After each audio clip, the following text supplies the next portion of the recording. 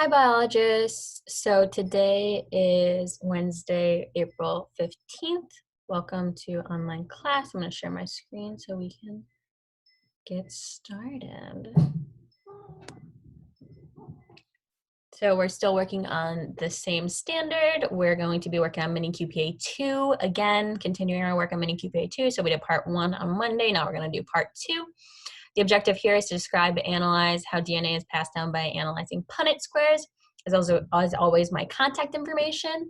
And you need to have Google Classroom open with your copy of mini QPA 2 or a pencil with the printed out version if you printed it at home. So I'll pause now for you to do that. Okay, welcome back. Now that you got all your supplies, we are going to get started. So you can find this on Google Classroom. So I'll show you guys how to do that real quick here.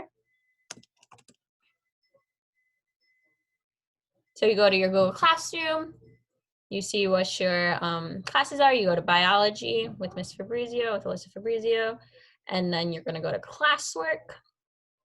You go to mini QPA 2, and then this is the document for it. So it should automatically make you a copy. If it didn't, then you need to go to File up here, make a copy, and then it allows you to make a copy for yourself. So you can name it whatever you want, copy of whatever, if you want to leave it like that. I know it's yours because we attach your name. You can put your name here, whatever you want.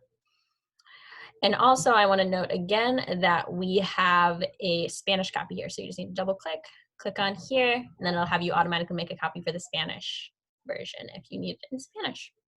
So let's get started. So we're again working on this step 2, describe how DNA is passed down. As learned through our objective for today, we're going to do that by analyzing Punnett squares. So we completed part 1 on Monday. So now we're going to complete part 2, which is using scenarios given to you, create Punnett squares to show potential offspring allele combinations and probability. So we're going to scroll down to part 2, which is on page 5. So same thing. So using this dominant and recessive gene chart to the right and scenarios provided below, create Punnett squares for the scenarios, and then answer the questions provided for each scenario. So on the right over here, we have our different genes and how they're expressed. So we're given the phenotype. So we have dominant genes versus recessive, and then they're going to be next to each other for dominant versus recessive for the same gene. And then you guys are given the alleles. So the letter representations for the dominant versus recessive alleles right here.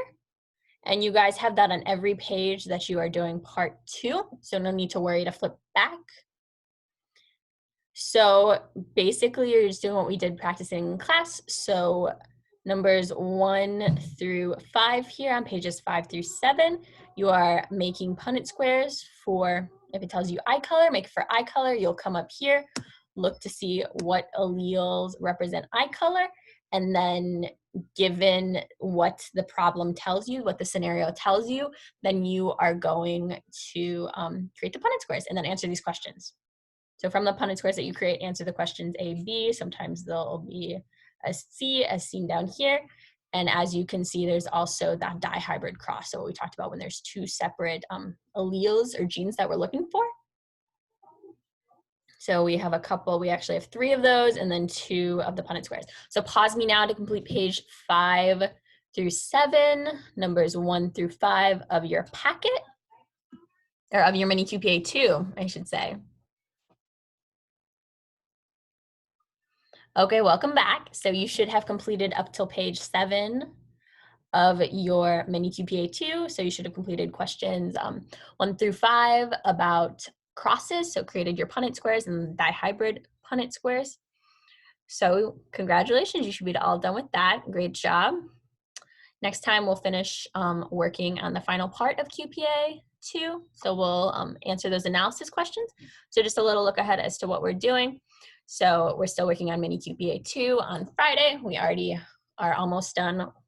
We're over halfway done with the week now. So we have all the videos from Monday, yesterday, and today all done. And then we have a live Google Hangout tomorrow, April 16th, 2020, and then another video upload on Friday, April 17th. As always, here's my contact information. Please make sure that you're emailing me, texting me, etc. as needed. I'll see you guys next time.